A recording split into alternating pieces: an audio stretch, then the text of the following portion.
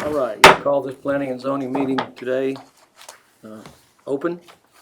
And Dorothy, before we approve the minutes, will you call the roll? Yes, sir. Michael Siegerman. Here. David Jones. Here. Shane Bourgeois. Here. Trisha Byram. Here. David Lipscomb. Here. Hunter Patterson. Here. Cliff Tuttle. Here. Thank you. All right, our first thing on the agenda today is to approve the minutes from the meeting on April the 1st. I have reviewed the minutes. Does anyone have any corrections? Does everyone review the minutes? If there's no corrections, I'll entertain a motion to approve the minutes as presented. Motion to approve. We have a motion. Do we have a second? I'll second. We have a motion and a second. All in favor, raise your hand. So the minutes are approved. All right, first thing on the agenda, consideration and final action for the Riverside Healthcare Preliminary Plat, 1555 Bandera Highway. Drew? Thank you, Chairman, Commission. This is final plat on 1555 Bandera Highway. Property is located within the Entertainment Mixed Use District of the Kerrville 2050 Comprehensive Plan, and had a zone case for R3 last month. It was approved. It's carrying over to City Council this month. Any traffic impact will be coordinated with TxDOT. They are working with them on their driveway location and the impact to the site plan as they're going through their final design right now. Parking will be subject to zoning code, and the preliminary plat is consistent with subdivision ordinance, and staff recommends approval. Be pleased to answer any questions. Assume there's no one here to speak in regard to this. Have no speakers. Any questions from anyone on this preliminary plat? Well, if we have no questions, we'll entertain a motion to approve the preliminary plat as presented. I'll make a motion to approve as presented. So we have a motion. Do we have a second? I'll second. We have seconds. All in favor, raise your hand. Right hand. So this motion is approved. So we will move on to the 2B has been pulled. The original and subdivision final plat has been pulled. They're still working with the city on some drainage issues, so that will come back later. And we will go to 2C. 2C, a 5D Steakhouse final plat, 2132 Sidney Baker Street, case number 2021-2027. Drew? Thank you. Consideration and final action on the preliminary and final plat for 5D Steakhouse, 2.21 acre tract of land situated in the city of Kerrville, Kirk County, Texas. Patrick Plumbing Survey number 666, abstract number 145, 2132 Sidney Baker. This is with the Strategic Catalyst Area 6 of the Kerrville 2050 plan. And I can get the right slide here.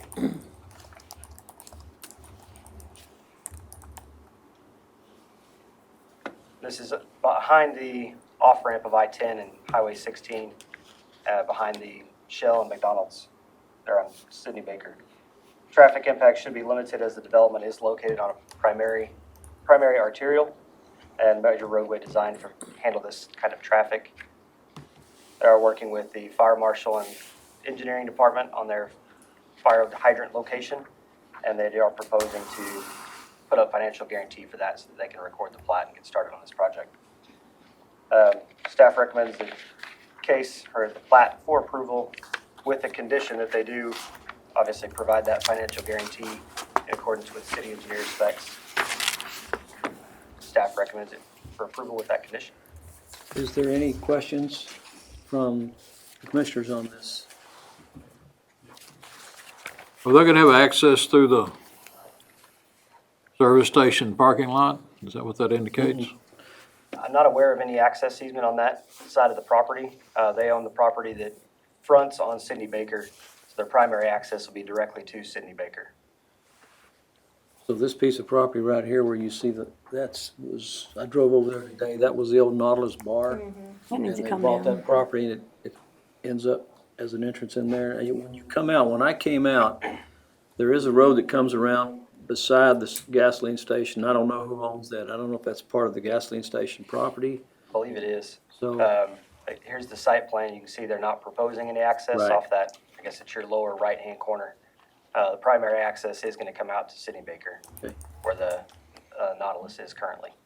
Drew, there is an easement, There is? there is an easement. Okay. That's actually TxDOT right away, doesn't belong to the gas station, that first driveway. Okay. I have the survey if you need it. So Excellent. there's an easement there. Who maintains it, Bruce? I don't have the agreement, I believe the gas station does, but it's on the survey of the property that's sold. Bruce, if you don't mind, go to the podium, sorry. Yeah. Sorry. I appreciate the information. Bruce Drakey, 615 Earl Garrett Street. The survey that went with the transaction on this property shows an easement on that northeastern side. That easement is actually across TxDOT right-of-way. I don't have an agreement that shows who maintains that. It's not recorded to bind that property, so I'm assuming, I'm trying to be clear, I'm assuming it's the gas station that maintains that. But it's actually across the right-of-way for TxDOT, and it is it's part of the deed and everything, and it is on the survey, and I can get you a copy. Yeah, that'd be great. Well, wait a minute, Bruce. And does fire have okayed that size of street through there? Yes, fire department has reviewed the site plan, and that'll be, if there are any lingering issues, I'm not aware of any, but that'll be handled through the building permit process. Very well. Anything else? All right, if we have no other questions, we can entertain a motion to approve this as presented. I will make a motion to approve it as presented with the attached conditions. Have a motion, we have a second? Second. All in favor, raise your hand. Motion is approved. All right, we will go to 2D, which is the alternate screening request, 318 Leslie Drive, and we'll let Drew get into this with us, and then we have a couple of speakers. This is consideration and action for a request for alternate screening in accordance with section 60-51, alternate screening permitted through the City of Kerrville zoning code on 318 Leslie Drive. There's the property there with the aerial. The alternate screening is the applicant may make application to the Planning and Zoning Commission to use alternate screening methods, which include the use of existing natural terrain and/or landscaping, or the installation of new landscaping or new terrain features. Commission may approve, disapprove, or approve with modifications. Proposal presented by the applicant, and Mr. Mondragon will speak to that shortly. Of course, in the event of a disapproval, he can appeal to City Council. Here's the site plan that was tied to the Planned Development District. It was finalized in 2019. There is indicated on the site plan, they initially proposed an 8-foot screening fence on the northeast and the northwest corner of the property, or sides of the property. It is tied to the site plan, and the screening requirement specifically calls out the zoning code at the current time of permitting, which falls under the current zoning code. The current zoning is PD on this property and C3 for the surrounding properties. Here's a quick topography map. So Leslie Drive's on the lower left-hand side, roughly from front to back, it's about 26 feet of elevation. The front being lower, the back being higher. Here's the site plan showing where the existing vegetation is. I'll just run through some quick pictures. Here's the property from close to the intersection of Easy Street and Leslie Drive. Looking up Easy Street, looking down Easy Street at the property. And this is the northeast property line, showing some of the existing vegetation. And there are definitely some gaps in that vegetation. This is looking to the northwest of the property, down towards Leslie Drive, and then from Leslie Drive looking northeast behind the building.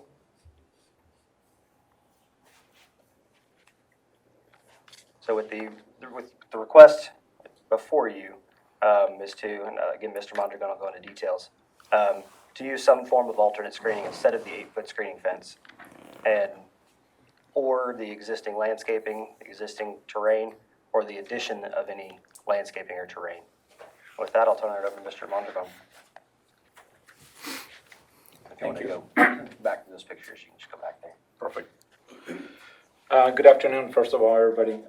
I took some pictures today. I just wanted to bring them to physically, they were taken today. Same thing that Drew presented, but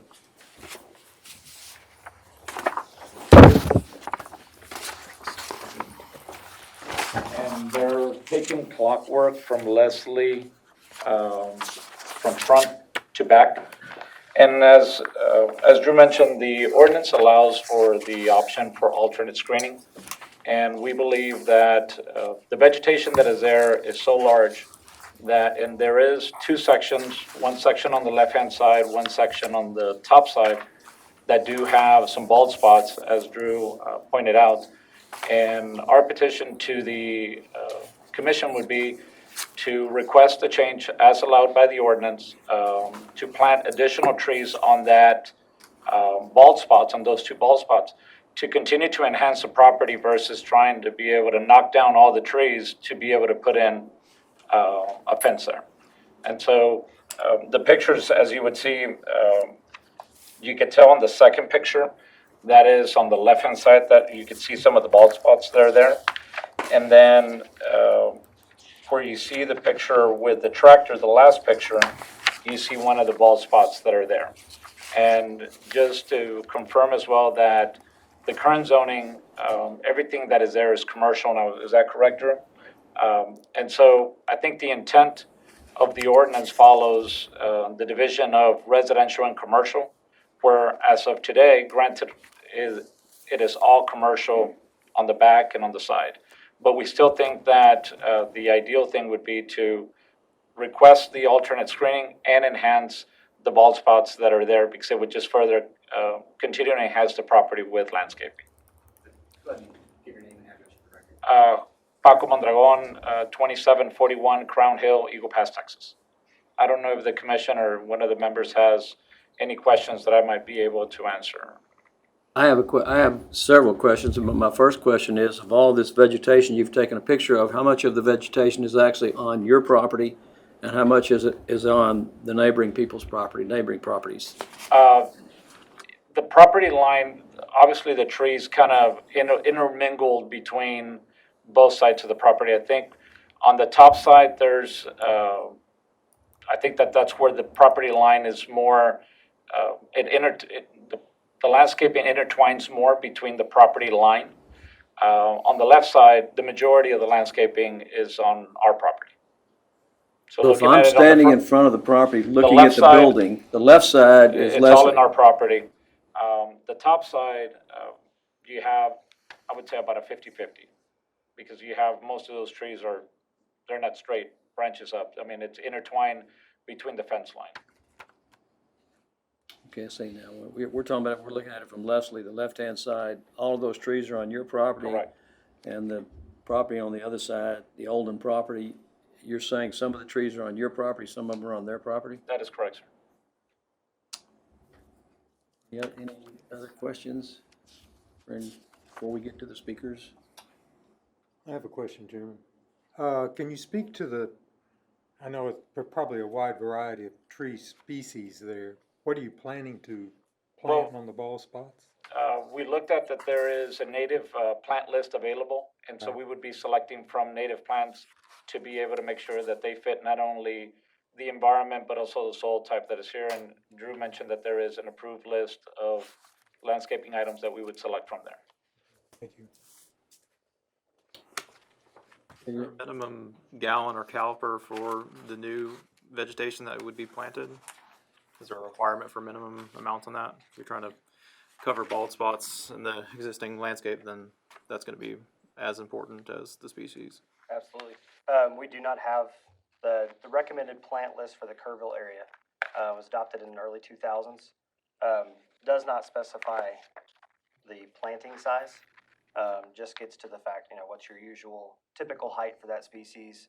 Is it more of an evergreen or deciduous? Is it more of a shrub, more of a tree? So we'd be specifically selecting the shrubs, that 4, 6, 8 foot height, or some variation thereof, whatever the commission decides. Would not they require to be 8 feet? I'm sorry? Because We the code requires 8 feet fence. Right. So we could look at that as the recommendation. And if the committee has any expertise on what size should be planted, obviously we're not planting mature shrubs.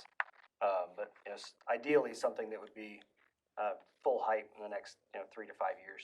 Something natural growth patterns. Does that answer your question? Okay. Any other questions? So I have one other speaker, Mr. Olden. Thank y'all for taking the time to hear us. I did have a PowerPoint. We don't need to bring it up, I don't think. Okay. It pretty much has the same pictures that are presented by Drew. My issue obviously comes with the assertion that there's 50-50 mingling of trees. That's patently false. I was out there today. I took some pictures. Those pictures are included. And if you look at the picture that's up there today, all of the trees that exist within that boundary, and I mean 100% of them except for the west side, don't exist anymore. He scarified it to the ground. My statement would be to take issue with the notion that it's okay to start a project under a certain zone, and what was the zone when this started 3 years ago? Gateway. And that's changed since that time, is that correct? Okay, and so now the rules have changed as well, right?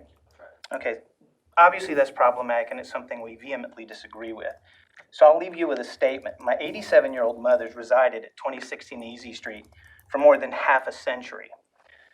She has, over the past 3 years, tolerated the construction adjoining her property, the view of huge piles of dirt, half-century-old oaks piled along with construction debris immediately south of her property line, and in clear view of every window and her front porch, as well as her back porch east of her property. She's also had to deal and tolerate with dust from this project covering her home and vehicles. She has to clean these at her personal expense. Mr. Mondragon now attempts to force an 87-year-old woman to tolerate a permanent view of his commercial projects, not just phase 1, which he asserts is 30 feet below my mother's residence.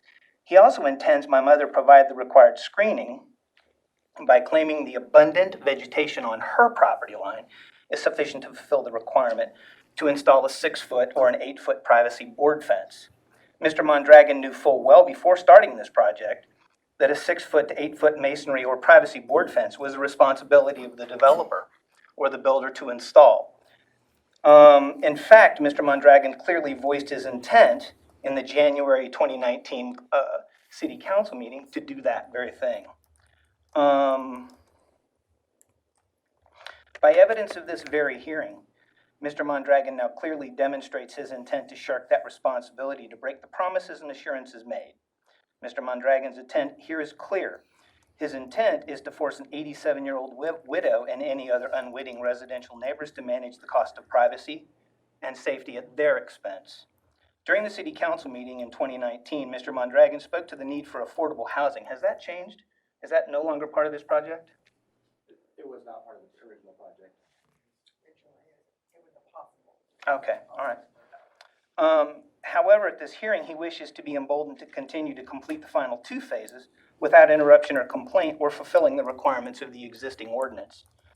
Yesterday, I was told about an option to fill in the gaps of vegetation, which is wholly within the private property boundary of the residents at 2016 Easy Street, with approved native hill country plants. We just heard some about that. Which new trees or plants would provide an adequate screen to shield someone's private property, particularly if you're building them on your side of the boundary?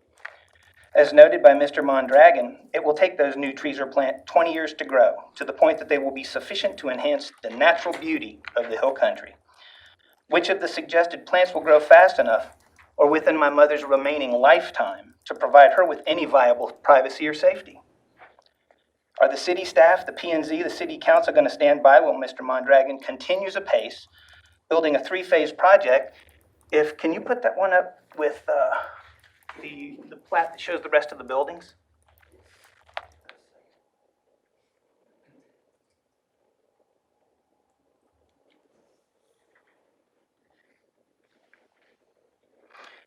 So the first one, the only thing that's built currently is the one closest to the street in the center, is that correct? That's correct. Okay.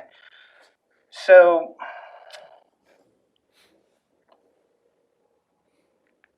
bringing taller buildings up the hill closer to my mother's home, all whilst claiming the abundant vegetation on my mother's property is providing sufficient screening and safety. Mr. Mondragon stated in his April 15th, 2021 alternate screening letter, I believe the intent of the ordinance is to make sure that commercial activities are not in plain view of the residents. On that single point, we agree. On this point, we do agree. It is a point he goes on to refute, however, by stating, I would request that we enhance the very nature of the hill country, its vegetation not simply be cut, that took 20 more years to grow in lieu of a privacy fence, which would never enhance the property as much as the existing trees. I would note here, he has not, by his own actions, enhanced or improved the scenic beauty of the hill country. Mr. Mondragon has removed to the bare ground all of the natural vegetation that was present on the subject property at 318 Leslie Drive. There are no existing trees or vegetation on his side of the property line adjoining my mother's. The intent of the ordinance, as Mr. Mondragon suggests, is to provide a privacy screen, a physical, visual barrier between the three-phase commercial project and neighboring residential properties. Your decision here today not only affects my mother, but it affects the other neighbors immediately to the west of the subject property, and just as important, should you vote to support Mr. Mondragon, every other taxpayer in this community that will ultimately have to deal with a developer or builder who will have a historical foundation upon which to flout the rules and the ordinance to their personal benefit, profit, or gain. Thank you. Sorry, state your name and record. I'm sorry. Address for record. Bill Olden. My address is 316 White Drive, Kerrville, Texas. I was raised on the subject property at 2016 Easy Street and know it well. Thank you. Do you need a copy? So I have another name on here. Did anyone else, Mary, want to speak?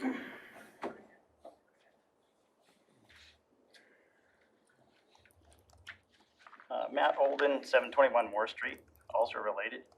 I've been maintaining the property over 30 years, and the last 6 months we've had people out cutting brush and taking care of the property.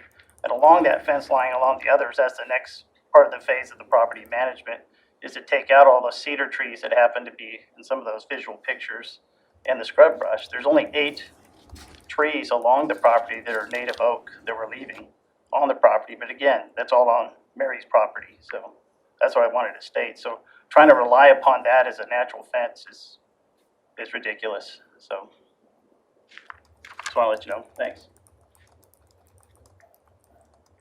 I have no one else signed up to speak on this. May I? Yes, ma'am, you may. Go ahead. No. Let her. I didn't see her. I want to thank my sons. My name is Mary Olden, and I have lived at 2016 Easy Street since 1970. We've been before this body before initially when Mr. Mondragon made his first application to have the zoning changed from Gateway to PDD for this particular project. At the time, we were still in Gateway, and not until yesterday did I learn from Mr. Paxton that my property is no longer in Gateway. When that occurred, I don't know, between 2018 and 2021. That was with the citywide rezoning in 2019. In 2019. Yes.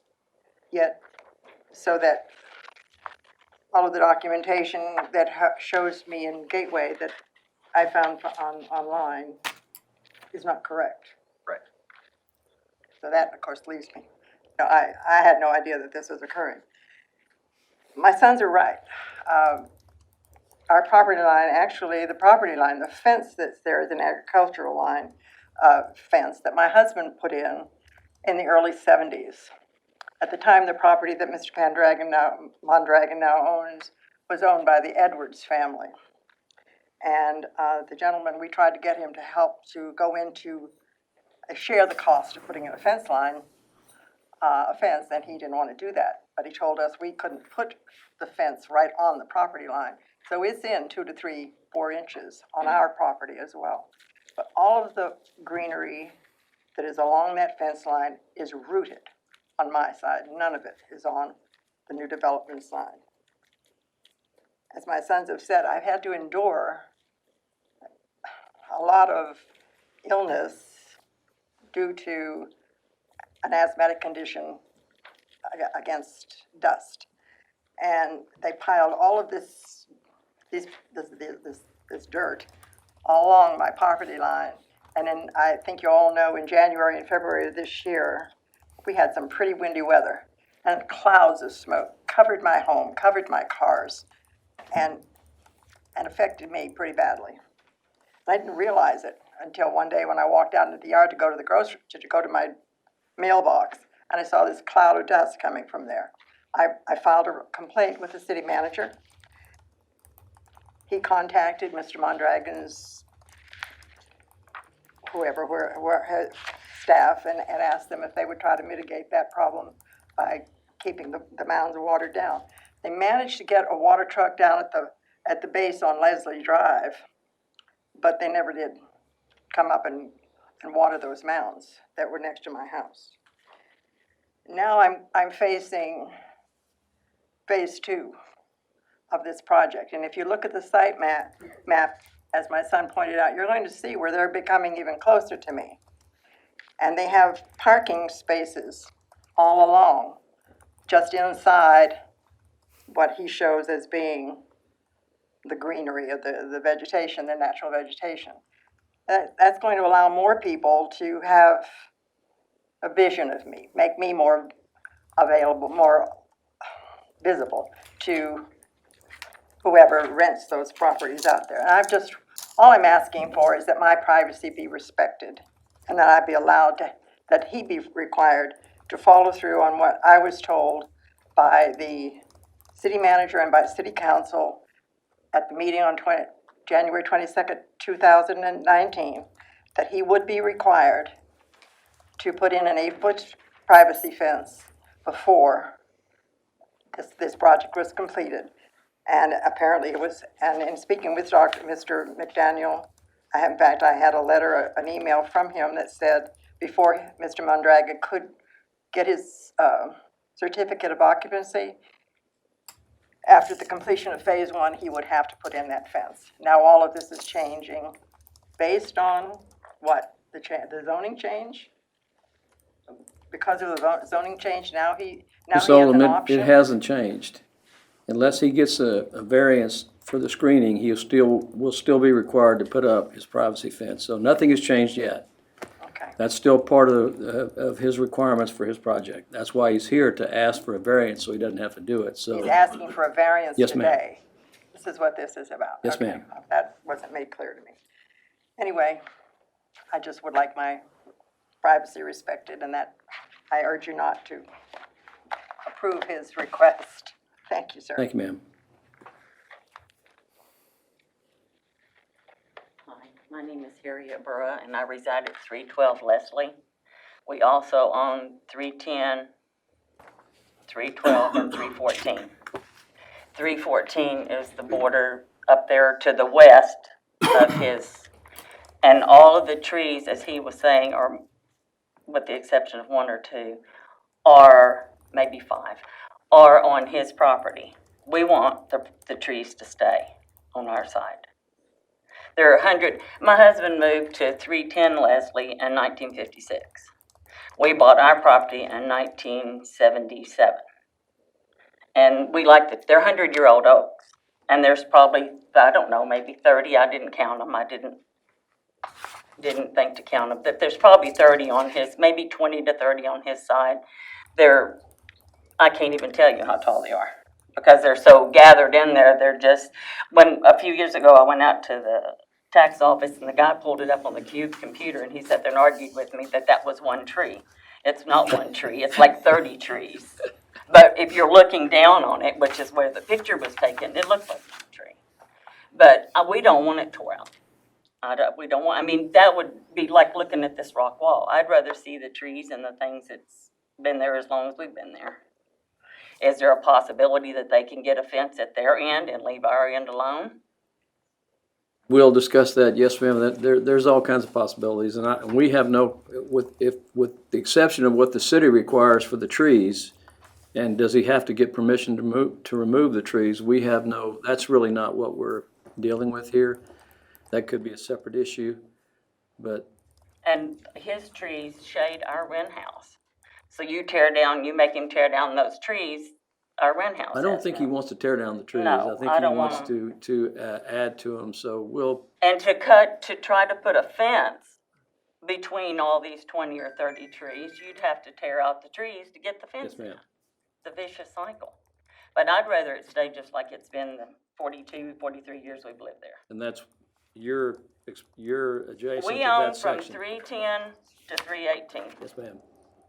Okay. And that, They're the first pictures that are. Sure, I know I went to the property today and I walked the whole thing. I know exactly there's a what little trees almost are on what 100-year-old property. house. I know whose property the trees are along the Oldham side. I know whose property the trees are on the other side. I walked the whole thing today. Awesome. Oh, we'd like it to stay just like it is on our side. Thank you. Thank you. Mr. Chairman, can I make a brief statement, just a clarification? Sure. Just wanted to comment, as Drew mentioned, this is phase one, and I think everybody mentioned that, and we want to complete phase one and because the building is complete at this point. Phase two, we're not at that phase. We know that, and we don't even have building permits submitted to the city. So I know that for phase two, we're gonna have to come back and be able to analyze what gets built, how it gets built. And so, in analyzing that, it would be, we can add additional vegetation now and then put a requirement that when we come back for phase two, we could look at phase two and also be able to see if additional vegetation is required once phase two is presented to the planning department for building permits. Because right now, the project from day one was presented in 2 phases, and the one that is finished and complete right now is only phase one. And so just to make a clarification, we don't have permits to start on phase two. We haven't submitted permits to start on phase two at this moment, and we would have to come to the city to request building permits for phase two. And so the goal would be to complete phase one. We could add additional vegetation now to both sides of the property, meaning the left side and the top side. And when we present the plans for phase two, analyze, because that phase two was a conceptual and it's still changing as we speak. I understand what you're saying, but your request here is for a variance For the alternate screening, and that's for your whole project, so we have to deal with what we have. Correct. I just want to clarify that phase two hasn't, there's still a second section to it that at that point we would be coming back to, can we screen phase one? That might be an option, and saying, can we screen the section of phase one? And then when phase two comes around, look at that. That would, it's the same request, it's alternate screening, but we could put vegetation on phase one and do that very heavily so that it still screens at the same time. I guess we'll have to get into that. I think what we have to do right now is we have to either pull this request for the variance for the screening, or we have to deal with what you've asked for. Okay. Thank you, sir. Mr. Mondragon, for screening phase one, are you saying putting screening right here? That is correct. Okay. When he's referring to screening phase one now, mouse gone. He's talking about putting screening closer to here, which is where the end of that dirt work, I'll go through the pictures here, in the middle of the property, and leaving this as is behind it. I'll go to the picture real quick and show kind of what that looks like.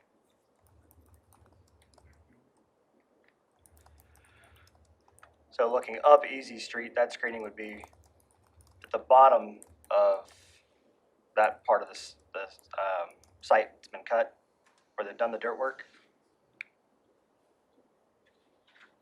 So it'd actually be screened closer to the building. That way when phase two comes in. I think that's what he was suggesting for screening phase one now. And I understand that. My question to you is what we're talking about is a request for variance for alternate screening for this whole project. We're not dividing it up. I mean, it can be presented in phase one and phase two, I guess that's what I'm saying. I think it would be just from typical planning process and development process. I think it would be more advantageous to go ahead and do it on the property lines now, knowing phase two is coming, rather than I agree. I piecemealing think it. we need to make a decision on what the screening is gonna be. I don't think And just that, to clarify, the commission, I think you alluded to it, Mr. Siegman, you can approve it, deny it, or approve it with modifications. So we Correct. definitely have some room to discuss one property line versus the other, because we did definitely hear two different. my comment was just that if you screen just the phase one, that doesn't really give any privacy to the No, neighbors because no. it's so close to the building, you still see the building. It doesn't offer the privacy that this is intended to offer. Right. Anybody, you have any comments, David? You're talking about now screening just the building you have constructed. We don't have an issue in adding additional vegetation to the whole property line on both sides without any problems. Oh, okay, yeah, all right, but, all But right. if, again, because there's alternates, if you wanted to do an alternate and you felt that that was optional, then we could do that. But our initial intent was just to add additional vegetation to the whole property line, both sides, the left and the rear. Okay, all right. Did you wanna say something? Yes, sir. If you don't mind, go ahead. Mr. Mondragon notes that permits have not been submitted for phase two or phase three. It's two phases or is it three? Two. It's two phases. So for phase two, and he wants to screen the building in his unit, Ms. Byram, that only screens the building.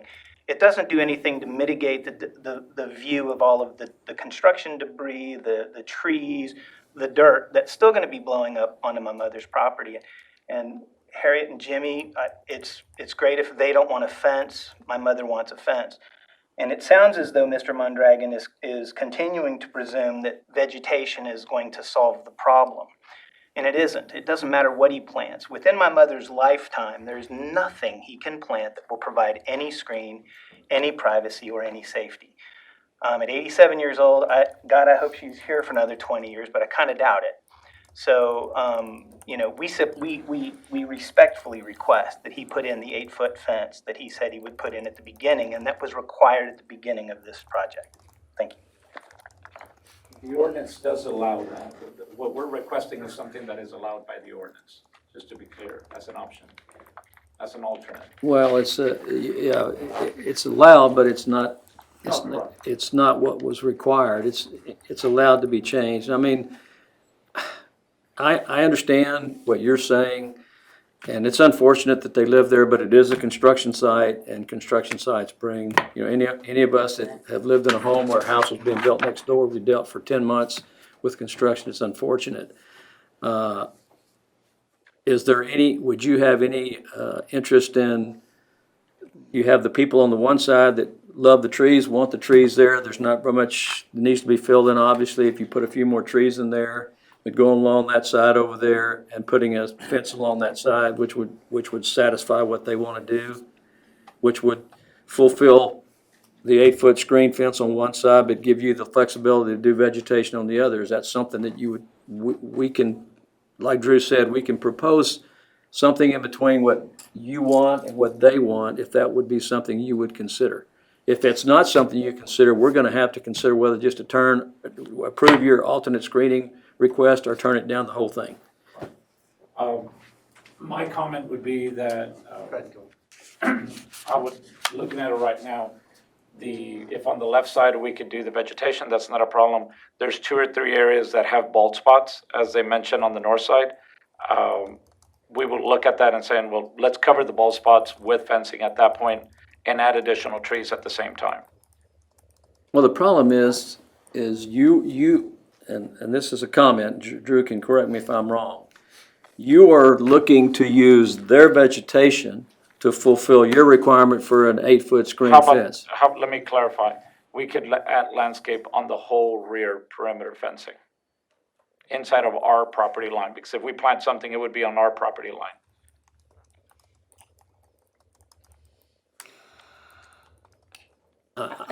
I still don't think it solves to X, I don't- in I that don't either. they want privacy, the vegetation's on their side of because whatever you plant, just as they've said, is gonna take years for them to actually offer them the privacy that they were expecting when we originally approved this. I do remember when it was originally presented and she was here and was very concerned about that privacy, And we did explain to you, I believe in full detail, that the requirement for a fence. And so now we're coming back and saying, oh, no, we're not gonna do a fence, we're gonna add some shrubs out there. I don't think that's sufficient, in my opinion. Go ahead. No, go ahead. So is the comment right now, add vegetation on the left-hand side and do a fence, like, what type of fence? Whatever's Drew. I mean, can an we do a 8-foot 6-foot cedar fence, or what, I mean, or picket fence, or what are we looking at? What are the options? The original site plan was an 8-foot solid fence, so Okay. the cedar picket fence. So can we do a 6-foot on the rear, if that was, But- again, we would survey the property and we would remove any vegetation that is inside of our property Correct. to put the fence on the property line, which would remove a lot of those trees 100% on the rear. But, I mean, if we go, if once, I mean, if the rear needs a 6-foot fence, like a wood fence, a slat fence, I believe it's 8 foot, isn't it? Right. Current site plan is an 8-foot fence. typically pickets come in 6-foot, that's why. But, I mean, that's why I'm saying if we could do a 6-foot, because you could find that relatively available. What do you guys, if he goes all the way down your property line and puts a 6-foot fence in, is that sufficient? He's asking if it's 6-foot fence. And the reason is, I'm sorry. The reason is there was a comment earlier, and it's in the letter, that this property is 30 feet lower. And although that unqualified assertion may well be true, it doesn't change the fact that even standing in Leslie Drive, you can see my mother's house from the street, let alone anything in the building. And it isn't about screening the business from the residents. It's about screening the residents from the business. It's about providing her privacy and safety and some security. And and the sight line is 8 feet, so presuming at the bottom of his property, looking up the hill 8 feet would screen her property, would also screen her from all of his property. And the only other comment is, I failed to say this last time, is permits aren't in place at this moment, which means we could be looking at, another 2 or 3 years before this project's done? So my mother would be looking at this for Right. another 2 or 3 years or longer, depending on what is approved and isn't approved moving into the future. So thank you. Anybody else have any comments? What does the ordinance say? Does the ordinance say 8 foot The or ordinance 6 says foot? 8 foot. So the original plan development district, wrong way, excuse me, tied it to the concept plan. Concept plan said 8 feet. Okay. The screening section referenced current code, which the current code with the current zoning change that occurred in October of 2019, it's commercial against commercial based on the zoning. Actual land use, of course, as we know, both of these are residential properties. But as you can see here, there's 2 houses on the northwest, non-conforming in the C3 district. There's 1 house on the northeast. So through the PD and the Gateway district, they were all considered as residential and required the 8-foot screening fence. Now that we've changed code, if this project were brand new today, the standard requirement would actually be no fence. But going back to the concept plan, it was 8-foot fence. Is that clear? Yes. Well, to you guys, but I'm sorry. I mean, this is the whole essence of why we went through the whole exercise of 2050 and came up with a new code and whatever else. And that there were going to be times that these things would not mesh. And this is one of those situations. These people were promised 8 feet. And that, I think that commitment should stay. That's my opinion. I tend to agree. I think if we're gonna grant a variance for one side of the property, if we get the gentleman to put the 8-foot fence up along that side, I'm good with the 8-foot fence on the one side and the other folks being happy with the vegetation. I'm totally okay with that. Can we do a 6-foot picket fence, just because that, again, material? I think it needs to be 8 feet. we think it needs to be what the Original plan original was. plan So a was. wood fence, we could do like a picket fence. It's to be a wood fence, solid, 8 feet tall. Solid. Yeah. Privacy. Any other questions? I have no questions. I mean, the reason for the fence is the privacy. It can't be a see-through fence. No, I mean, if you put pickets, I mean, typically that's what you have on a home. On a standard home, you would see a 6-foot picket fence. That's the reason I'm saying it. I mean, as long as it's okay with the Drew in the planning department, as long as it's an 8-foot fence and your submission of the fence is approved by him, that's fine with me. I'm assuming it's fine with the Oldens, as long as it's 8 feet. And then what you do on the other side of the property, you can deal with the trees or, Let me ask you, are we looking at where the house is? Because they have their house and then it's mini storages past the house. I mean, if you look at their property, you have the limo business, the mini storages, and the house. Can we screen 100% on the house? And then where the mini storage is, where it's their business, can we add vegetation? I think it needs to be the whole property line on I that. would say that's what the original plan required. I think that's what we need to go by. I mean, you're starting to get into a problem where you can have more problems than not if you start saying, well, I'm just, your concept of what, your concept of what the view of the house is and their concept of what the view of the house is probably different. If you're standing on Leslie Street and looking up there, you can see her house all the way from both into Leslie Street, Right. so. I mean, I don't know how we deal with this. I mean, we can just flat out, he's presented this for alternate screening. We can take that issue up and vote up or down on that. Then you can have a motion to approve as We can, requested. You could modify the motion, like you said, fencing on one side, no fencing on the other, or vote to deny it. I mean, I would certainly entertain a motion to, I'll make a motion that the Olden property line is fenced and the other property line is vegetation. And that'll be the northeast property line for the Oldens and the northwest for the Yes. Burrows. And 8 feet. At 8 feet. other comments? We have a motion. Do we have a second? I'll second it. We have a motion and a second. All in favor, raise your hand. So the motion passes. All right. Thank you, Mr. Thank you Appreciate very it much. for working with us on that. Yes, sir. So we will now go to, Thank y'all. we're gonna move into 3A, zoning change, conditional use permit for Spur 100, which requires a public hearing.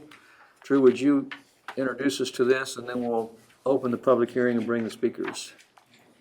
Thank you. Public hearing, consideration, and action to recommend an ordinance to change the zoning from PI, Public and Institutional District, to RM, Residential Mixed District, and a resolution to recommend a conditional use permit for a recreational vehicle or trailer park on Freeman Fritz Block 1, Lot 2R, City of Kerrville, Kerr County, more commonly known as 601 Spur 100. This is a kind of a dual request. The zoning currently is PI. They are requesting the residential mixed zoning and a conditional use permit to utilize the property as an RV park. So when this moves to council, it'll be a two-stage process at council, but the commission can hear both of those. So it'll be a For zoning recommendation. change first, and then a conditional use permit. That's correct. And commission can vote together or separate, that's up at your discretion. And with that, I'll turn it over to the applicants, let them present So- their project. You want to open the hearing now, or you want to let them? Go ahead and let the applicant speak. Okay. I'll give the full staff report, and then we'll open public Right. hearing. Okay. I've got site plan, there you go. Pablo Brinkman, 3928 Oak Park Drive. I think we all need to go get some vegetation after this at Cracker Barrel. So, my clients, I represented the selling of this to give you all a point if you have or haven't driven out there. It was the Veterans Assistance for Dogs location that does great work. That's the prior site of that. And I think that's a big part of the story is that's why it was PI, because if we had a zoning map, if we blew out, we'd see that the city has all the property that's contiguous to us. And so go back to that other one, Drew, you just had. So like Page North here, is RM right now. This would have probably always been RM because Freeman that's there is C2 because of their use. So my background when our firm listed for veterans assistance, we understood that the city was trying to help out the veterans assistance and that's why they had it as PI. My current clients that purchased it, we are first coming, like we said, Mike, to come here to get a change back to RM, which is, again, the contiguous property is. And then the cup is, we can go to that site plan, Drew, please, sir. If you're, is that a?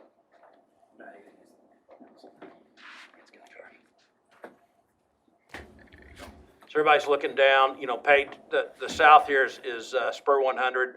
The property originally had two different points of ingress, egress, where we had the original office, and then we have one cabin that they had, the veterans assistants, they were gonna have multiple cabins there. And just real quick about them is they would put veterans and free of charge. It was a 501c3 with dogs to mainly it was companions and for PTSD.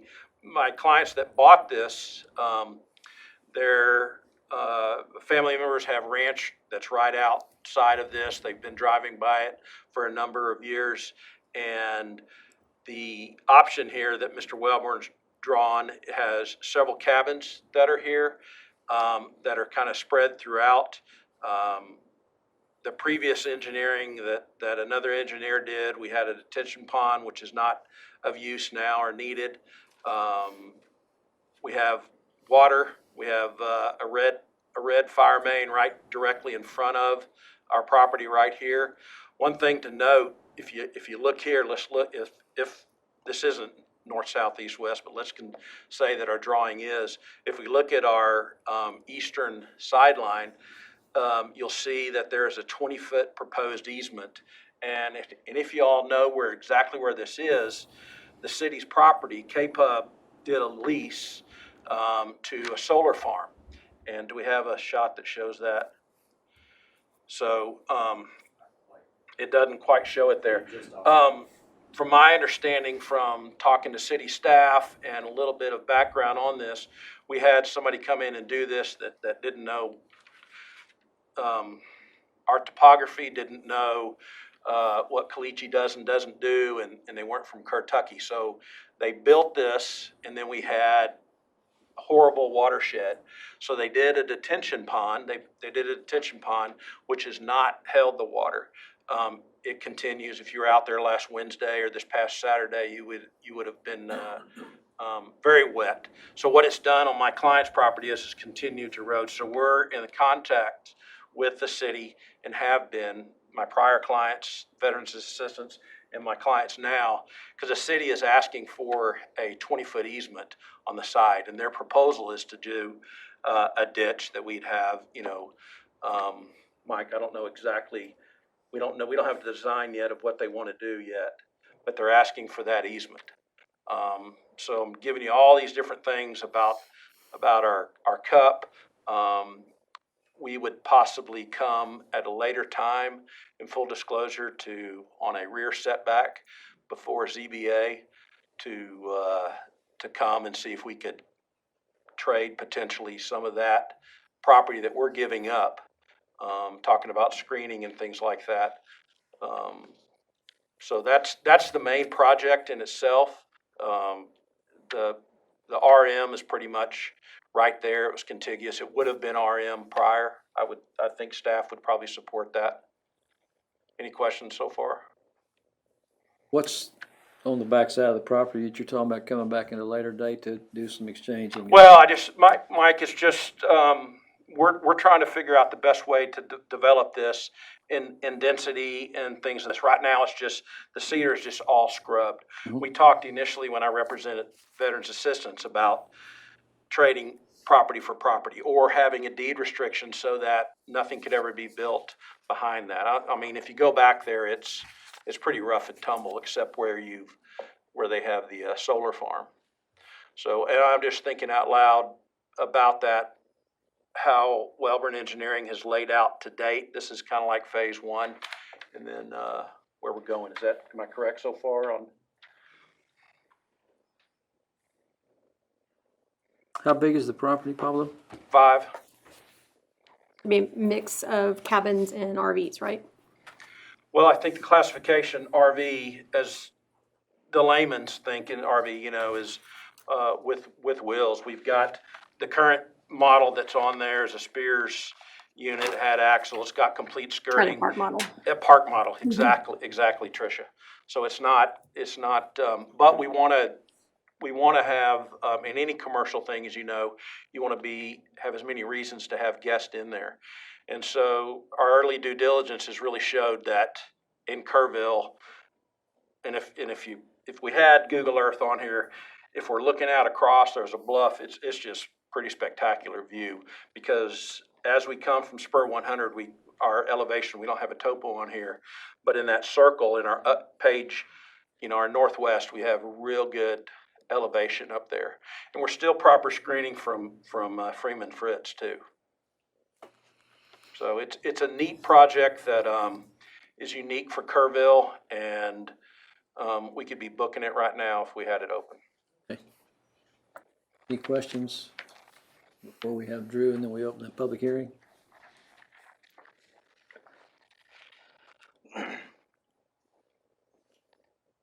As Pablo stated, we are on Spur 100, adjacent to Freeman Fritz and the landfill property to the northwest.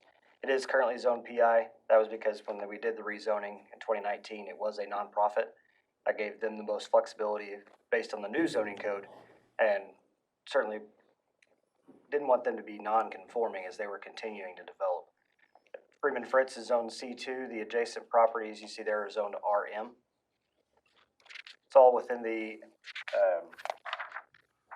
Agriculture and Outdoor Tourism and Entertainment District for the Kerrville 2050 Comprehensive Plan. That's obviously a pretty broad description as you look at kind of the outskirts of town. Either large lots, outdoor tourism. That's kind of the main focus of that area.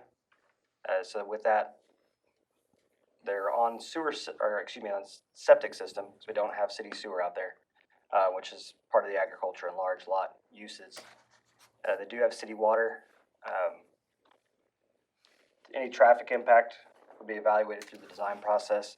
Again, Spur 100 is a major arterial, so in time will be built out to develop that traffic. It certainly handles the traffic it has today. The request, again, is twofold. We have the zone change request to RM and the conditional use permit. As they go to city council, they'll be separated at that point. The zone change will go first, and the conditional use permit will follow up as a kind of a third step with that, but the commission can hear both of those today. We do have a couple of conditions. Oh, excuse me. Condition would be that it's tied to the concept plan. With that, I'd be pleased to answer any questions before or after the public hearing. Anybody have any questions for Drew? All right, we're gonna open up the public hearing at 5:27. And we have Sally and Jim Gallops, who appear to be the neighbors. Are they here to speak?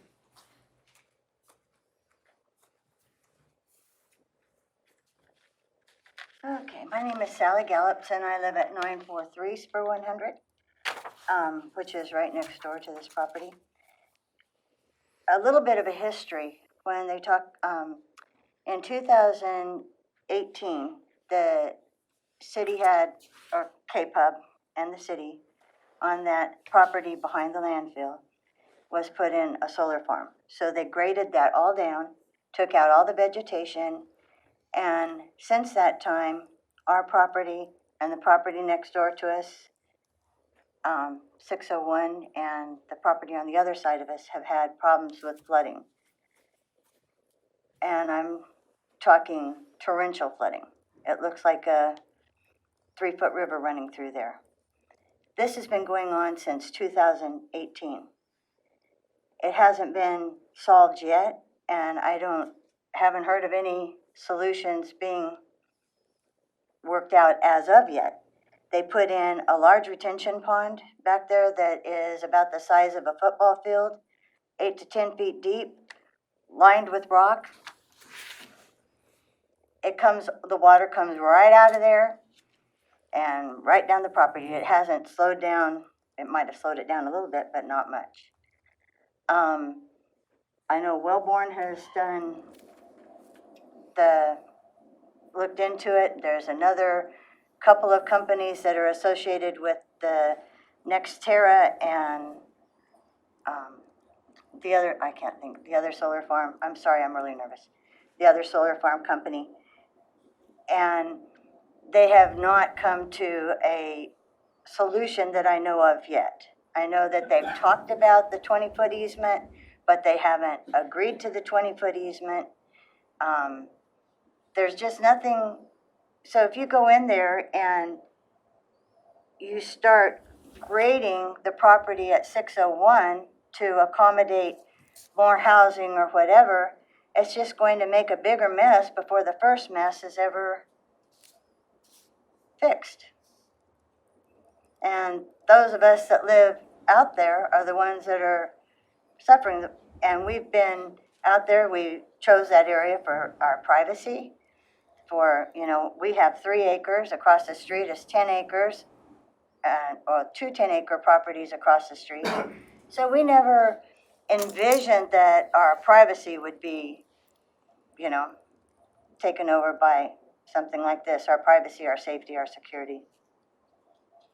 Anyway, that's mostly what I had to say. Ma'am, is your biggest concern the flooding? My biggest concern is the flooding. My biggest concern is ongoing flooding from grading being done at 601 before they have figured out how to stop the flooding.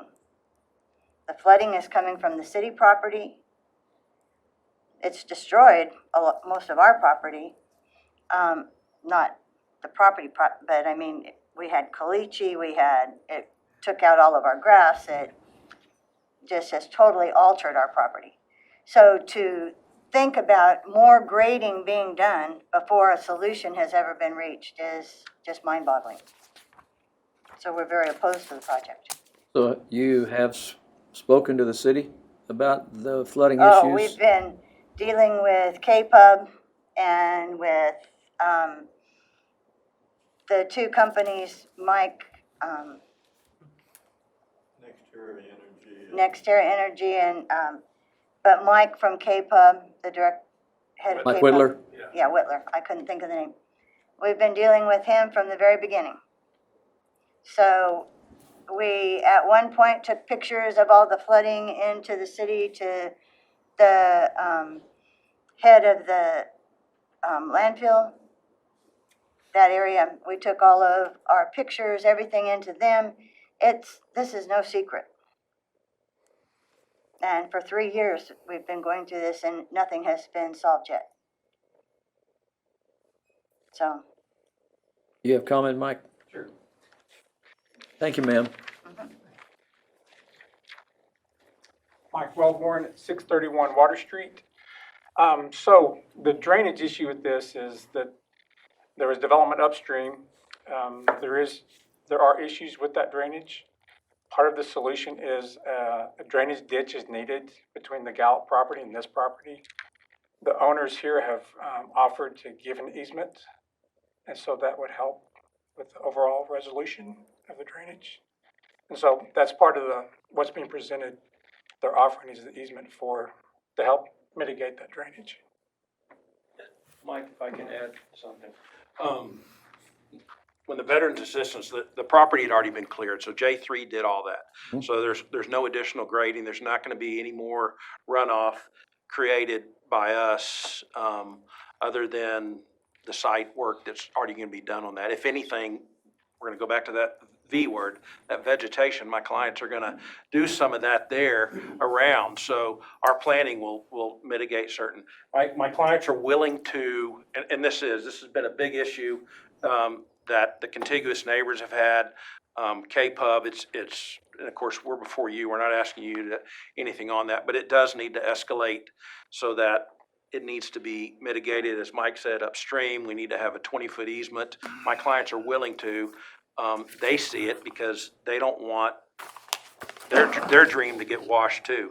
And it ultimately comes down to, I believe, is kind of the tenant.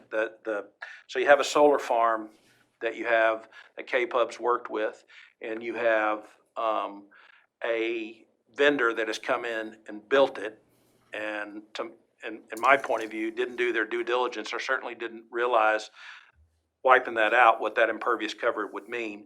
So we have a problem. We've got a willing group versus non-willing. So we just need to get that to the bottom line. And that's part of what Mr. Welborn's drawn on that eastern side of that page north that you looked at on the. That's one thing too. This site and this size of development, it's a pebble in the bathtub compared to what's upstream. And so the condition of them granting the easements would be that they have detention on this site right now. The only thing that actually captures is the water that falls into it when it rains. There's nothing that drains into it. So it'd be eliminating that. And then since it's a pebble in the bathtub, they would just have to do a small modification to the detention ponds on the city site where the solar panels are. And so therefore that would negate the need for detention on this site. You anticipate that being a possibility? Yes, that's the way it's been presented. And correct me if I'm wrong, the city has proposed that as well. I haven't dealt directly with the drainage project, but I know Public Works and Engineering has worked with Mr. Welborn to try to work through that. Don't have any final design, but definitely have a concept to help mitigate that issue. No other speakers in this public hearing? So if that, we're gonna. Could we slow down just a minute here? Good. Go ahead and come to the podium. How many of you, Sir. what that looks like? Go ahead and come to the podium.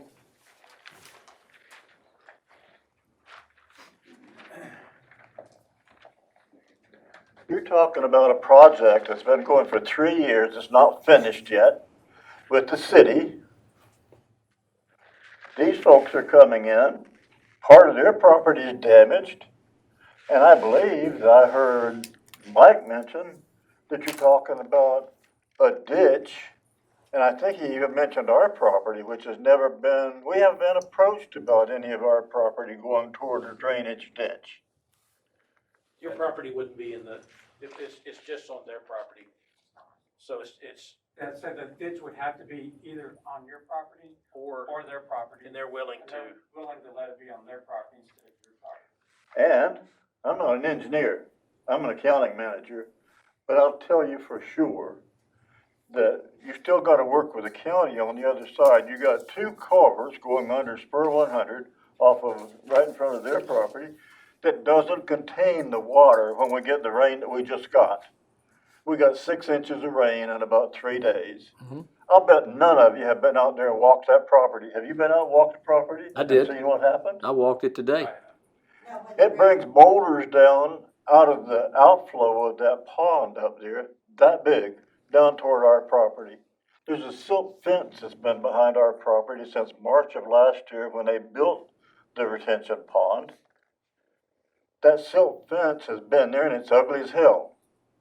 They took most of the trees down that were on the city property, on the landfill property. Who was they? Who took City. the city? The solar farm. Okay. Our property is 943, which is on the east side of that. See all those trees back there? They don't exist anymore. Because they're gone. I noticed There's that a today. little bit of trees over on the west end of the city property that covers some view between our property and the city property. How can the commission go and start, you're talking about approving a project here that's not even anywhere close to finished yet. We want to see something besides our property, besides a pond back there that's got rock that high right behind our back fence. Goes almost all the way across. Starts on the east side of our property and goes northwest from there and covers the view on the back side of most of our property. If I remember right from looking at some of the state requirements, when somebody goes in and makes the kind of change that was been made by putting a solar farm in there, taking all the vegetation off and letting all the water come down and damage our property, and never finishing it, never completing the view back there, just planting trees or doing anything, so that we've got the view of our property that we used to have trees. We used to see trees back there. Now we're seeing a pile of rocks back there. None of you would want to go through what we've gone through for 3 years in December. And, oh, we're gonna fix it, we're gonna do this, we got another engineering company, we're gonna come in and we're gonna fix it. If you leave those two culverts on the spur 100, and the property owners that own the 10 acres right next to this gentleman right over here in the corner, he's got 10 acres over on the east side, they've got 10 acres on the west side, southwest. Water came down and flooded their new garage because those culverts don't contain the water. So where it would normally go down the east side, the southeast of their property, it went right straight down and flooded their brand new garage.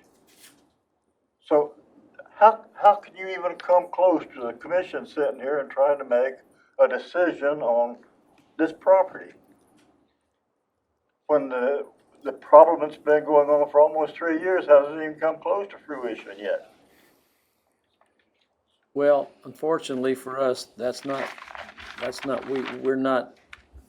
a decision we're given to make. We're presented with changing the zoning and a conditional use permit, and that's what we have to deal with. And we can't deal with, and I'm sorry for what the city's done to you, and I don't know why this hasn't been addressed. I don't know why the city hasn't been able to figure out a way to And as fix the I drainage. think I understand that you could go in on the property next door, change the zoning and put up 3-story buildings out there for us to look at. Why not do that? Well, And as I understood it before, you could put commercial properties out there. Somebody could have come in and the city could have come in because they wanted to go in there and put a garage in there. Well, So you can change the zoning and mess up our view and we can't do a damn thing about it. And nobody has talked about privacy. What's the privacy between our property and RVs and trailers on the property next to us? What happens to our view? Nobody has anything that says what's going to happen to any kind of privacy between the city property and our property and their property and our property. Well, I believe if they are approved and they come up with a site plan, that will be addressed in their development plan, and they probably will, I'm assuming, will be required to have some privacy screening or whatever it will take. You've got two engineering companies that haven't, you know how much that cost them to put that football field in? $200,000 plus, right behind our property. $200,000 property. Mike, I'm gonna use this gentleman's vernacular. Let's slow down. What we're here for is a zoning change. We have contiguous zoning is there. We're here for a cup for what that is. My clients have said that we do need to huddle up with the city on behalf of contiguous landowners. It's a big problem. I was prepared to take that on for veterans assistance. I'm prepared to take that on and work with my clients. They've stated that they would wait until shovels are in the ground, until we get this worked out. We've got K-Pub, we have the city, and I think it's trying to get it in front of the right people and present it in the right way. I'm prepared to negotiate with the city because if we're given 20, we're gonna take something too. So if we need to have screening fence potentially between our property and your property that you would have there, sir, that would be on our property, the fence would be on our property, but you wouldn't look at that, and then we'd have 20 foot, so we'd probably have to give 21 feet, but we'd work with an engineer in the city. So it is a problem, and it is a county problem across. The culverts are at the wrong side, but this is not what we're here for. So let's kind of drill in and focus on this, but our firm will work with the city, will work with the county staff or anything like this. It's a good plan. It's a solid plan. We're not going to create anything. We're actually going to help. By my clients buying this, we're going to help the city get out of a jam. We're going to help the county get out of it. We're also going to help them, and they'll know it. It may be a while, but we'll hold off. We just need the green light. So, you're good. Wait a minute, sir, please. Just hold on a second. I need to clarify something before we move any further. We're here to consider changing the zoning and a conditional use permit. we pass both of those things, it doesn't approve anything to be built. That's correct. Correct. You still have to come with a development plan, and that development plan has to meet the criteria, it has to meet the privacy screening, it has to meet all of the development, the drainage, and all the things that you're gonna have to deal with in the future. That's just, so that's where we are, correct? That's correct. Okay. Correct. Yes, sir.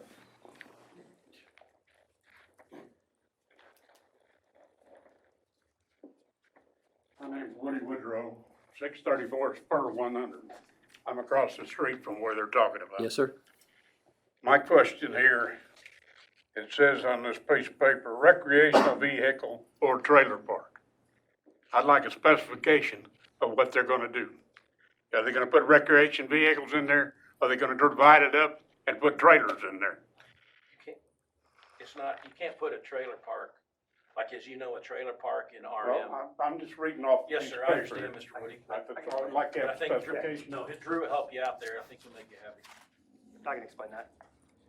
The residential mix zoning code and the land use table, RV park or trailer park is considered the same thing. That reference is not manufactured homes. That is any kind of mobile Park model. trailer, RV, park model, recreational vehicle is of course what we normally call them now, but the mobile home piece is allowed in residential mixed district, but it has very specific requirements on the density. And with them presenting the conditional use permit, they're actually gonna be tied to this development plan instead. So, does that answer your question? So there will be no mobile home park there. All right. Here's my concern with this trailer park, RV park, whatever. We've worked our whole lives in the city to move to the hill country and get away from crime, from traffic. If this place is handled right and it's done right, and it doesn't lower the retail price of our homes, which I know every one of you sitting on this council would agree with me, that if something is put across the street from something you worked your whole life to have and lowers the value of it, it's a no-no as far as I'm concerned. That's all I got to say. Thank you.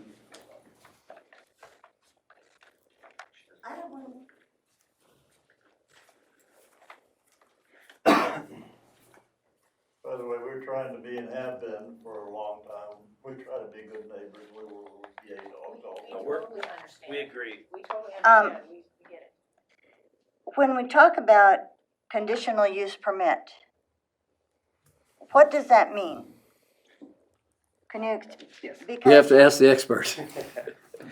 So the land use table has a list of uses under residential mix, which is a variety of residential uses that are allowed by right. There's a handful of uses like the RV or the recreational vehicle park that is a conditional use permit. So that's for the commission and the council to look at on a case-by-case basis, typically tied to a development plan like this. And then any other conditions, we've talked about screening. There are no specific screening requirements in the zoning code. So we can add a condition of what that screening requirement is, similar to the case we talked about earlier. So that any conditions that we can apply to this that make it acceptable for this location, for the neighborhood, we can add those conditions to that request. Does that make more sense? yes, Okay. okay. And that'll be when they come, what we're doing today is if we change the zoning and giving them a conditional use permit, that's not allowing them to build anything.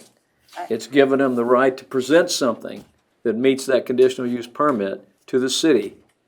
And then there will be conditions on that, specifically drainage, specifically screening, privacy for you guys, uses, those types of things. So that will come with the development plan.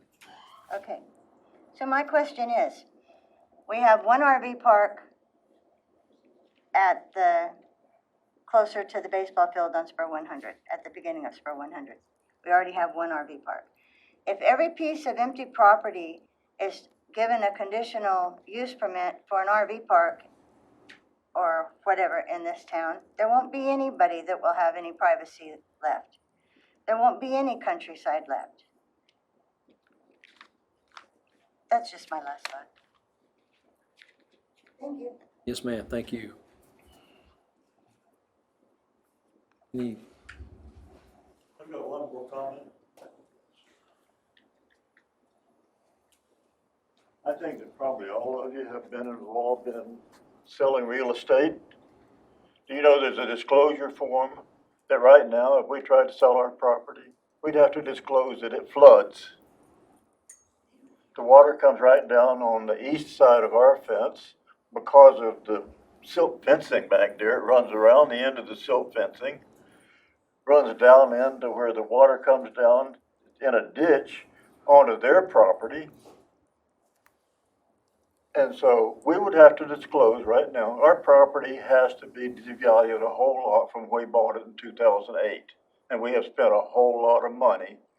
We finally got to the point we didn't care what our property looked like, to give you the truth, because we had gone out there and worked our asses off to get it where it was, to see the city be able to come in and destroy our property. And it hasn't been taken care of yet. And with you proceeding with this, what's the guarantee that it is gonna be taken care of? well, And you're saying, oh, all we're gonna do is zoning.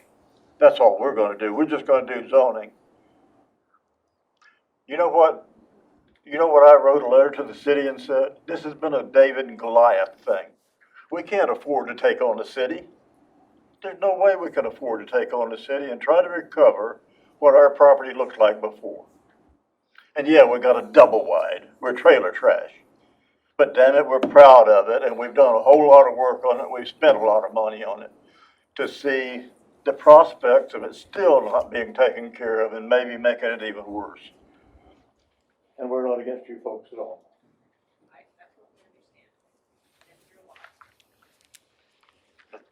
Two notes that I do have as far as conditions, obviously tied to the site plan or the concept plan as presented. And discuss screening on that eastern side adjacent to one side or the other of the proposed drainage channel. With that, I'd be pleased to answer any questions. Like I said, the drainage piece is not something under the commission's purview. We'll certainly escalate that to the city manager, make sure I know they're aware of it, but continue working with KPUB, so. well, my comment is, it's very unfortunate. I'm really sorry for what you guys have been going through KPUB and through the county and the city and whoever else is involved. And I find it hard to believe the city hasn't been able to address the issues that you guys have. I don't know where that stands or what you can do, and you shouldn't have to hire an attorney to do that. And that's a separate issue. And if your biggest concern is the drainage, which I understand, I don't know that this project would change anything. They're gonna be just as concerned, and it appears to me you may have an ally here to help you moving forward, something to try to get something done. That's my comment. And does anybody else have any comments before we consider the? I agree. I mean, it's unfortunate. We unfortunately don't have the power to help you in the situation. Unfortunately, it's not our role. Our role here is, You won't be the first ones. that's not our role, and that's unfortunate. It sounds like we have a really big problem, and sounds like you guys are willing to work with them and help resolve the problem. It's really unfortunate. Anybody else? No comments? Sound like you want to say something, David. Well,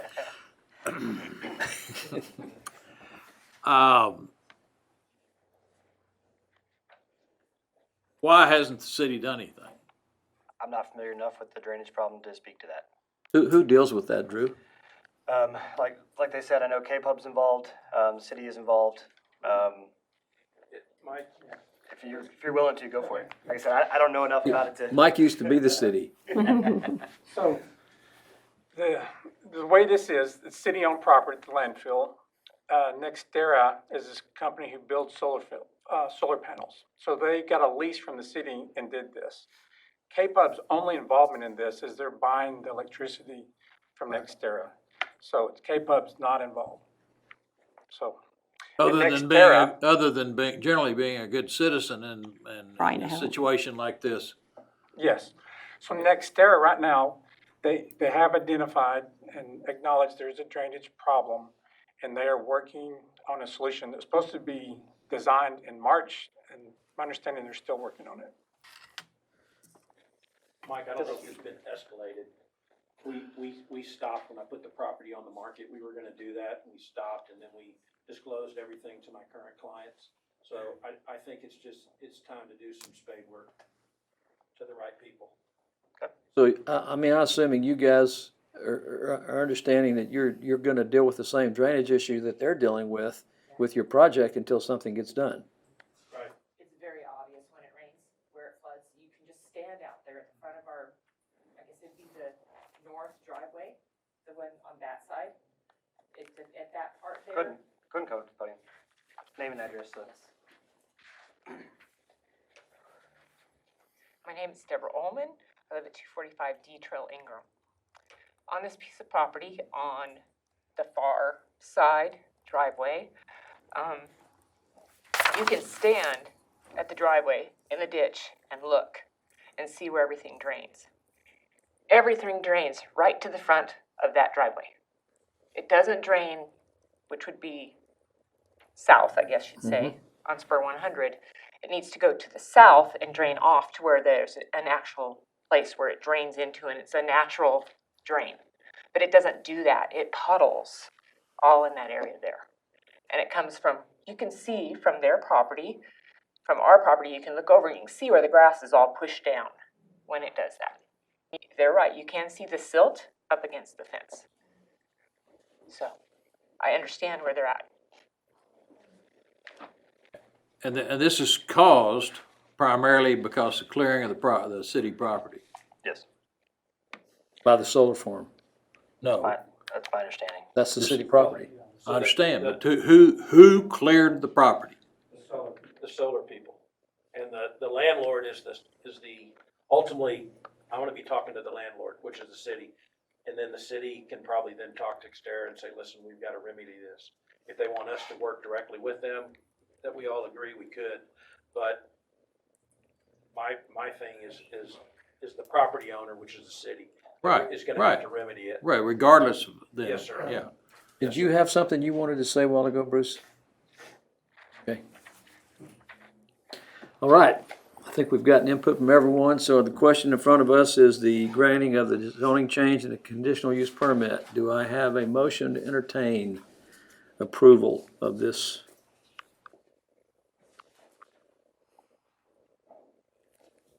Do the motion. Always have to be the one to do it. Because you're so good at it. I like this, I mean, I think the veterans assistance dogs were gonna do something very similar, because that came before us before. So I think this property is probably suitable for that. I'm also just for the neighbors, I'm an avid RVer, and the reason is because it's usually quiet. It's not like a loud, noisy motel room with kids splashing in the swimming pool, and so I appreciate a nice RV park, and it looks like you've got something that would probably be really nice. That being said, I would make a motion to approve the change in zoning and CUP as presented. So now we have a motion, do we have a second? Second. So we have a motion and a second. All Mike, in if I may. favor, raise your hand. If I may, real quick. Yes. Just to clarify, that's with the conditions tied to the concept plan. Correct, as Yes. And presented, with the standard 6-foot screening on what we're calling east property line here. correct. Okay, Yes, yes. And any future conditions that could be put on it when they present the development plan. that's correct. All right, all in favor, raise your hand.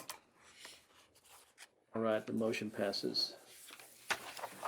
So we will move on to, Thank you, people. Thank you. We'll be in touch.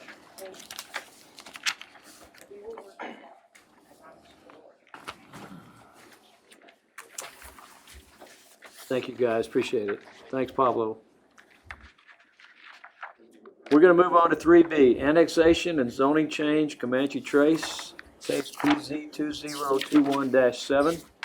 This is subject to a public hearing, so we're gonna hear from the applicant if we need to before we start, and then we'll have Drew. Did you say anything, Trevor? No, sir. Okay, so you want to present? I can do that. Public hearing, consideration, and action to recommend an ordinance for an annexation and zoning change to R2 medium-density residential on approximately 152 acres located within the Wilson Watt Survey number 65 abstract number 364, Kerr County.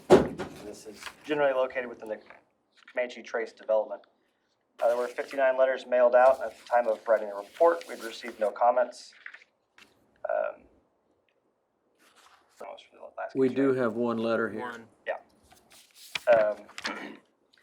This is a continuation of the Comanche Trace development, part of their master plan. As you can see from the aerial, this includes the country club up top of the hill, the area around it. Portion of this, the Planning Commission has seen phase 16. We've looked at the preliminary plat on that. This also includes the little donut hole or the leave out that was created by, I think it's 15 and 14. That's that small little separate piece you see off to the right hand or left hand side.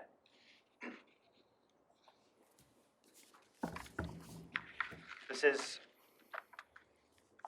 current, obviously there's no current zoning. We are looking at R2. The adjacent zoning is R1, R2, and PD. That PD references R1 and RC, which is the replacement for R2, or replaced by R2. Portion of the property is in the strategic catalyst area that expands from here up the river, picking up a lot of the larger open development tracts. And with that, it is consistent with the comprehensive plan and the zoning policies. I'd be pleased to answer any questions before or after the public hearing. Did we respond to the email, the person who had several questions? Has anybody responded to that? Yes. Okay. Did you see this, Trevor?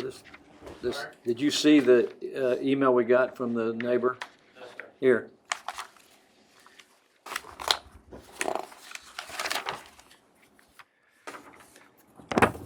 And I believe that was, when I was gone, It's just questions.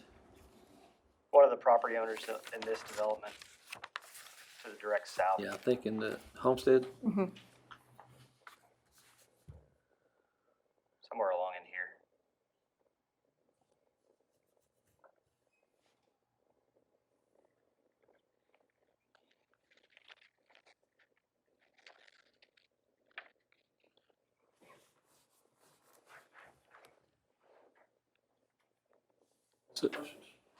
So did this, you said this was addressed?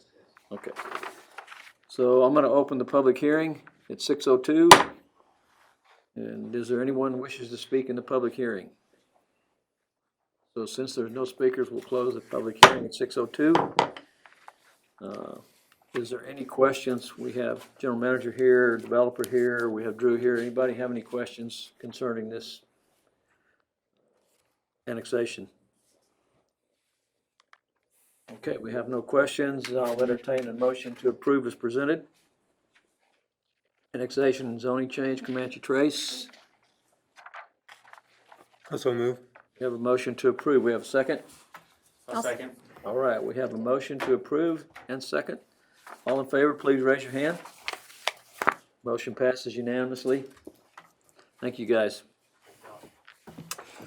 All right, we'll move on to our last item here under the public hearing. 3C, conditional use permit for a short-term rental at 222 Ralston Street, case PZ-2021-8.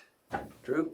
Thank you. Public hearing consideration and action to recommend a resolution to allow the conditional use permit for a short-term rental on Richards, DC, Block 101, Lot 710, or part of Lot 710, part of Lot 711, City of Kerrville, more commonly known as 222 Rawson Street. And with that, I will turn it over to the applicant.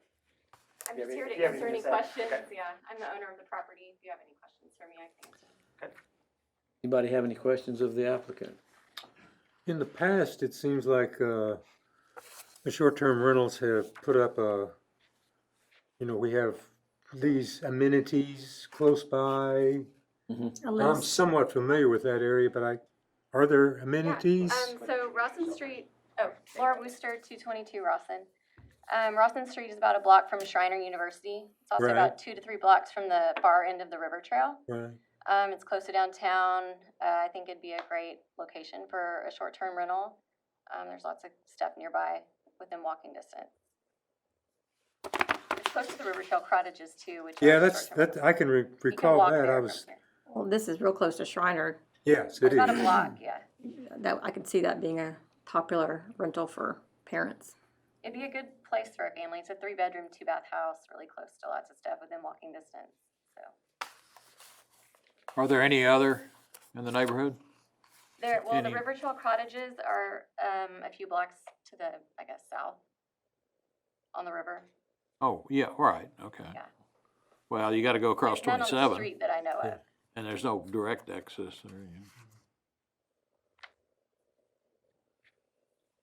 So you want to present anything? We'll open the public hearing and then we'll close it. There were 30 letters mailed. Of course, at the time of this, we did have one email in opposition that's included in your packet. Right. The neighbor.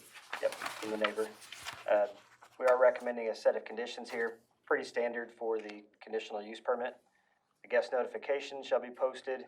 Occupancy taxes must be paid through according to chapter 94. If they choose to put a sign up, those sign requirements are consistent with a customary home occupation. The minimum off-street parking is 1 space per bedroom plus 1 for the off-site manager. And the maximum occupancy is 10 guests. However, if they choose to require a lower number, they can. And any other zoning regulations would apply. As you can see from the survey, there's ample parking because that driveway stretches all the way from the street to the back of the property to that garage. And in the aerial, you can't quite see it zoomed out that far. That back section of the garage is easily 2 or 3 parking spaces, so ample parking. Anybody have any questions or comments? If you have any other public hearing, let me know. Oh, that's right. We'll open the public hearing at 6:06. Do we have anyone who wishes to speak in the public hearing? So we'll close the public hearing at 6:06 and a half. I have some comments on this. Does anyone else have any comments before we consider this? Any considerations? I went and took a look at the property today. I've looked at it before. I've been on P&Z again since January, and we've considered one short-term rental in a residential neighborhood on Robinson Street, which basically is not really residential anymore. It's trending towards business, towards whatever. It's just going away. My concern here is this is a very quiet neighborhood. This is not a neighborhood that's going to trend commercial. It's not going to trend multifamily. It's not going to trend any of the things that make me believe this is a good place for a short-term rental. I've got the letter from the next door neighbor, got the other email from someone around the corner.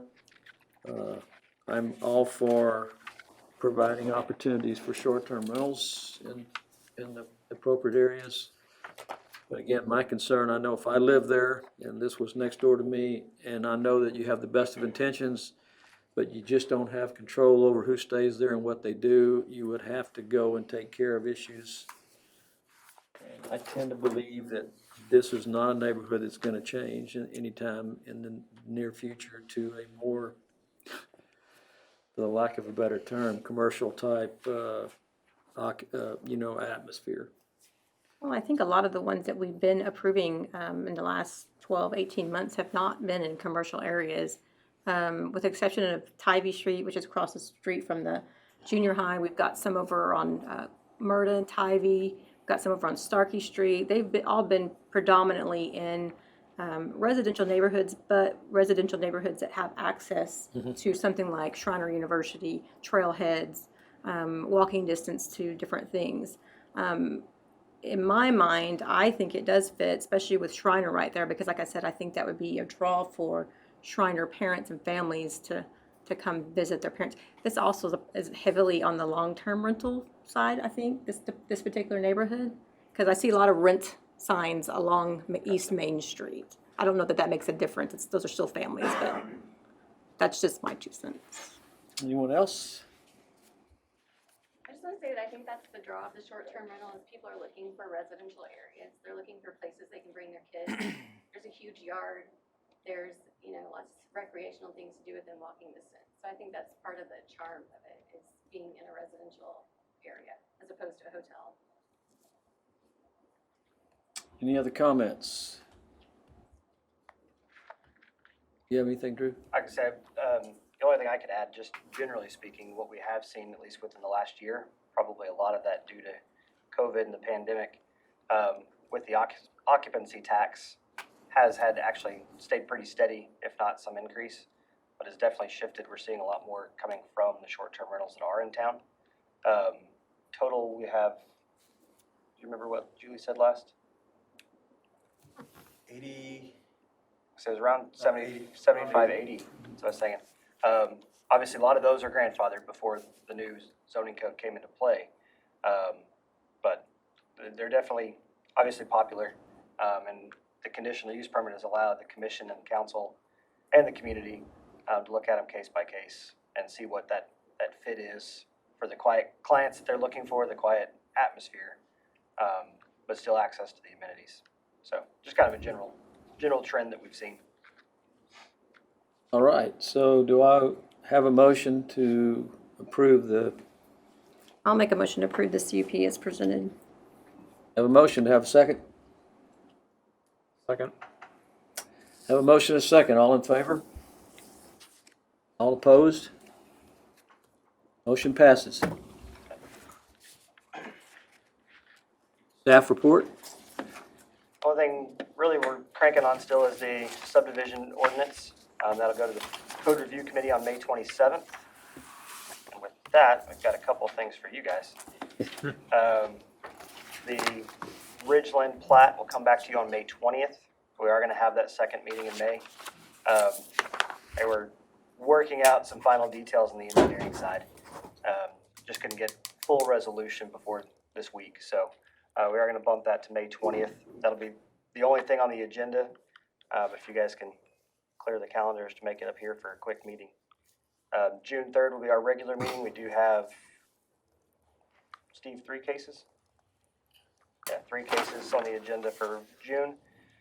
June 17th, that second meeting in June is kind of our tentative placeholder for the commission to review the subdivision ordinance. That's assuming we can get out of committee at May 27th. This is the committee's final review, cover to cover of the draft. They've looked at the 4 separate sections, but they haven't really looked at it as a whole. Obviously kind of building up as we've been going through that. So hopefully we can get through that. They've had that in their hands for at least a week and a half now. So, like I said, hopefully we'll be scheduling June 17th for that meeting. And then of course carrying on to city council. We'll get that out to commission as early as we can, because it's obviously gonna be a pretty substantial rewrite of the whole subdivision code. We wanted to keep that on a separate meeting so that we're not mixing, 30,000 foot view code review with some of our granular stuff that we're dealing with today. Nighttime reading. All right, if there is nothing else, we are adjourned. Thank you, guys. Thank you. Thank you.